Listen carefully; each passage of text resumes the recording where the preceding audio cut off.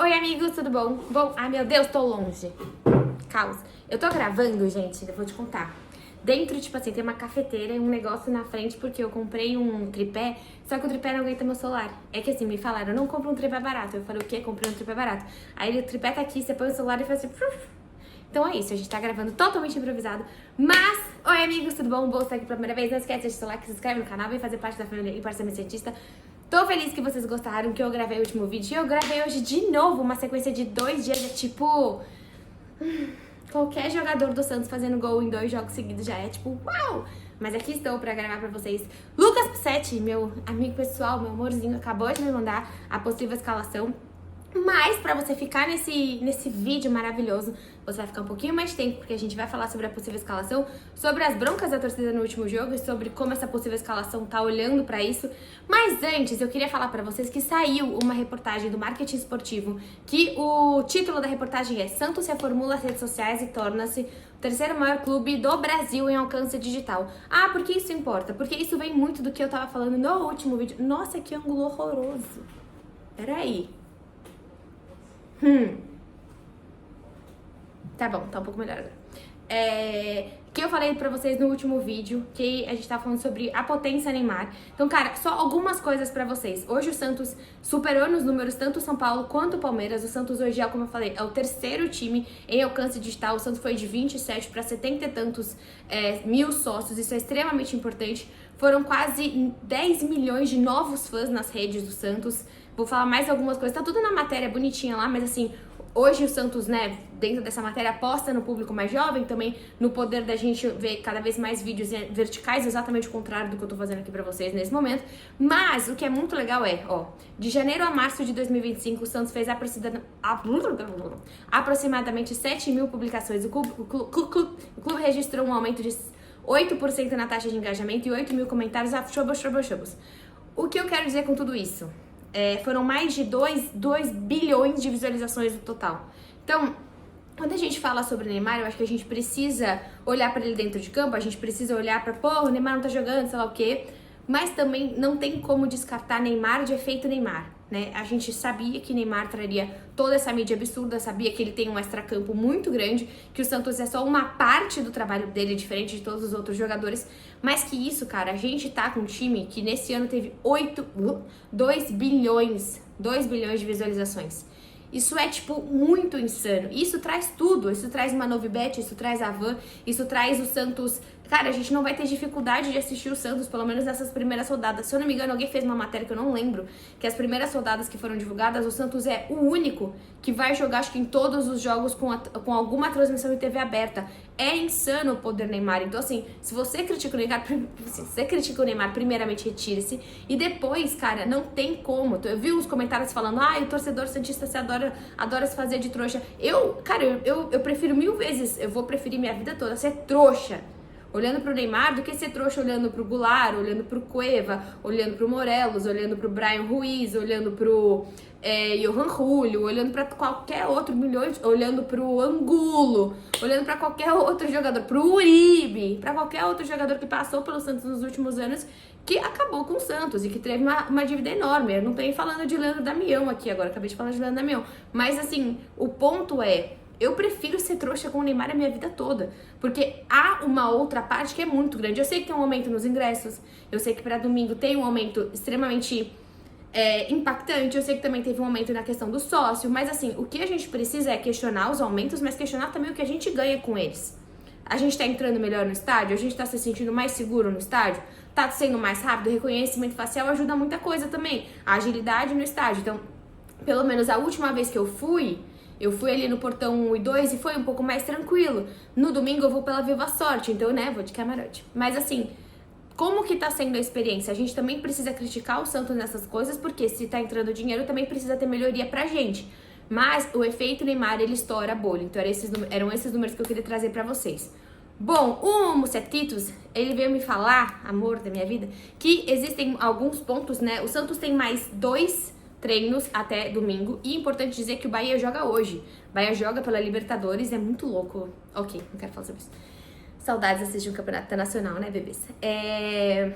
Bahia joga hoje em algum horário, que eu não sei qual, contra o Inter, mas é Libertadores, é um baita de cansaço. Se eu não me engano, é em casa, mas de todo modo, até seria melhor se fosse contra o Inter, porque a viagem seria menor depois pra ir pra Santos. Então, é um Bahia muito mais desgastado. Então, assim, a gente já corta as asinhas de todo mundo. Ai, como o Santos tá cansado. O Santos não tá cansado. O Santos tá jogando uma vez por semana. Tá bem de boa e ainda vai treinar 2 vezes pra enfrentar o Bahia no final de semana. Então, né, acho que esse argumento a gente já pode criticar. A gente já pode tirar. O Santos não está cansado, vai estar muito mais descansado do que o Bahia. Dito isso, a gente teve, né, os 3 jogadores que realmente estão sofrendo mais esse olhar da torcida, que é o Schmidt, que é o JP Sherman e que é o próprio Guilherme. Guilherme, eu sei que vocês me criticaram muito na live do trio, mas eu só tô falando pra gente ter um pouco mais de cuidado, porque o Santos adora queimar, massacrar, incinerar um jogador antes do necessário. Eu não acho que ainda o Guilherme está num patamar de ser massacrado. Não sei se ele vai jogar ou não, já falo mais sobre a escalação, mas provavelmente a gente vai ter ou ele ou o Barreal. Mas calma, porque assim, estaremos todos na Vila, não é pra vaiar jogador. Torcedor que vaia jogador durante o jogo não é torcedor. Ah, eu quero vaiar no intervalo. Ah, eu quero vaiar depois da partida. Excelente. Agora, durante o jogo, você é um idiota. Assim, eu já falei isso 45 vezes, que você é muito burro se você tá lá deixando o cara mais nervoso enquanto você tá torcendo pra que ele faça uma coisa pro seu próprio time. Então, assim, não seja burro. Vaiar no começo também acho burro também. Quando tá a escalação, vai o Guilherme. Cara, o Guilherme não merece vaia. Calma.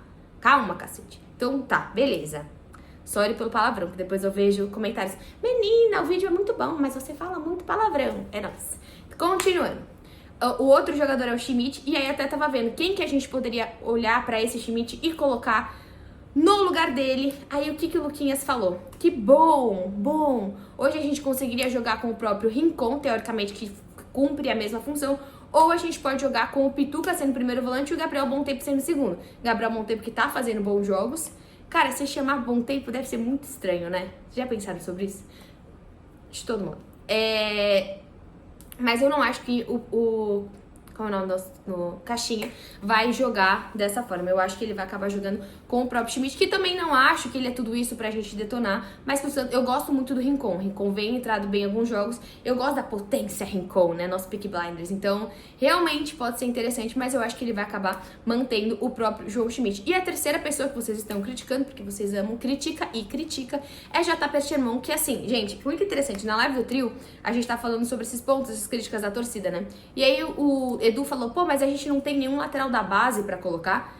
Sim, a gente tem um lateral da base. O nome dele é João Pedro. Nossa, eu nunca tinha falado assim. João Pedro Sherman, porque ele tem só 19 anos. Então, assim, coloquem a crítica em pessoas que devam ser criticadas, com a experiência que deva ser criticada. Calma também. Até porque se você não tem o Schmidt, você tem o Léo Godoy. Se você não tem, tipo, é uma comparação muito... Não pode falar palavrão, senão recebo comentários. É uma comparação muito trevas quando você tem esses dois, porque senão eu prefiro jogar com o Schmidt do que com o Léo Godoy. Tem a possibilidade da gente ter a Derlan em breve, espero que sim, porque ele tem uma super lesão. Mas ainda complica bastante porque ele não tá apto, né? Tanto ele como o próprio Zé Rafael, que a gente espera ver nos próximos meses. Dito tudo isso, Luquinhas também falou na live do UOL que o Caixinha não tá tão tremendo nesse momento, mas como eu falei no último vídeo, hoje o Santos já não é um time tão... como posso dizer, que ninguém quer, esqueci o nome da palavra, mas o Renato já tá no Fluminense. Então, por mais que o Santos não seja mais aquele Santos nhacas, a gente sabe que, porque você olha pra Dorival, você olha pro próprio Tite. Eu prefiro milhões de vezes Dorival do que Tite, vocês também, um abraço. Mas, conforme os times vão jogando mal, tanto o Tite como o Dorival, como qualquer outro técnico, assim como foi o Portaluppi, eles vão pros outros times. Então, o Santos também precisa ficar esperto. Dito tudo isso, enrolei vocês 9 minutos pra falar a possível escalação que o Musset me falou no próximo vídeo.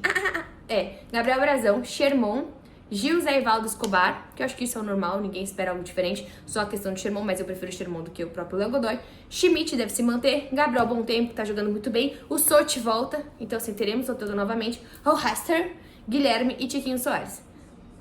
Eu sei que eu já falei isso aqui milhões de vezes, mas é sempre assim, a gente olha pro time do Santos e fala, mas não é tão ruim. E realmente não é tão ruim. Capítulo 25 desse canal. Mas eu realmente não acho esse time tão ruim. Vamos esperar. O Santos tem que ganhar. Eu acho que isso vem muito das palavras do MT, do sentido de vamos cada vez mais olhar pra vitória ou a vitória. Não dá mais pra perder. Não tem como perder dentro de casa. É um time que precisa vencer. E tem grande possibilidade de ter Neymar no próximo jogo, que é no meu aniversário, que sempre tem. Aliás, 13 de abril. Parabéns pra mim. Um dia antes do Santos, eu queria muito ter nascido dia 14 de abril. Mas minha mãe não quis. Então, 13 de abril, me mandem parabéns. Jogo contra o Fluminense. E aí, provavelmente, a gente vai ter Neymar. As questões com o Neymar são... O Santos não quer colocar Neymar em campo com 100%. O Santos quer colocar Neymar em campo com 200%. Com certeza de que ele pode entrar. Se fosse um outro jogador, até todo mundo tá falando, se fosse um Escobar, qualquer outro jogador já estaria jogando contra o Bahia. Neymar está apto para jogar contra o Bahia. Mas, por ser fator Neymar, tem que ter uma cautela muito maior. É isso, gente. Tentei resumir tudo que tá na minha cabeça neste momento para vocês. Um beijinho, talvez até amanhã, talvez nunca mais. Tchau, beijo.